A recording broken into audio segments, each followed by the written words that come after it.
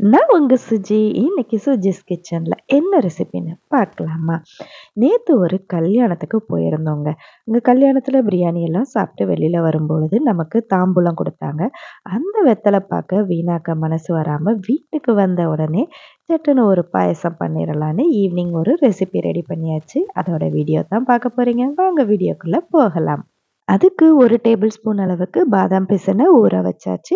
ஒரு 10 முந்திரி, 10 பாதாம் பருப்பு 2த்தையும் தண்ணீல ஊற வச்சாச்சு. வெத்திலைய நல்லா சுத்தம் பண்ணிட்டு, காம்ப நீக்கிட்டு, கொஞ்சமா தண்ணி விட்டு மிக்ஸியில அரைச்சு எடுத்துக்கங்க. அரைச்சு எடுத்த வெத்தல சாற ஒரு வடிகட்டி வச்சு நம்ம இப்போ வடிகட்டி எடுத்துக்கலாம்.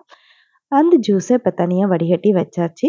இப்ப நம்ம ஏற்கனவே ஊற வச்சிருக்கிற பாதாம், முந்திரியையும் தோல் நீக்கிட்டு, அதையும் அரைச்சு ஒரு பேஸ்ட்டா ரெடி பண்ணிக்கலாம். மேலாப்புல டெக்கரேட் பண்றதுக்கு கொஞ்சமா பாதாம் முந்திரியையும் தனியா பொடியா நறுக்கி எடுத்துக்கிட்டேன். 1 லிட்டர் பால இப்ப நல்லாவே 1/2 லிட்டர் ஆகுற அளவுக்கு பால அடுப்புல வச்சு குறுக்கி எடுத்துக்கிறேன்.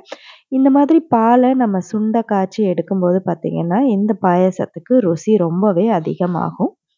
பாலு அடுப்புல நல்லா சுண்ட காய்ச்சிட்டு இருக்கும்போது, இப்ப நம்ம முந்திரி, பாதாம் போட்டு அரைச்ச பேஸ்ட்டையும் அது கூடவே சேர்த்து நல்லா கலந்து விடலாம்.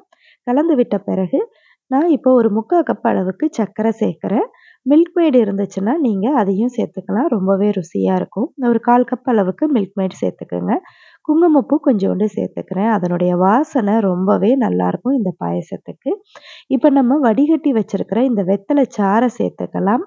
எல்லாத்தையும் நல்லா கலந்து விட்ட பிறகு, கடைசியா அடுப்ப அணைச்சுட்டு இந்த பாதாம் பிசின் பாருங்க எவ்வளோ அழகா ஊறி வந்திருக்கு. இந்த பாதாம் பிசின கலந்து வச்சிரலாம். கடைசியா மேலாப்புல முந்திரி பருப்பும், பாதாமையும் நல்ல பொடியா நறுக்கினோம் இல்லையா? அத வந்து தூவி இறக்குனா, அருமையான வெத்தல பாயாசம் ரெடி.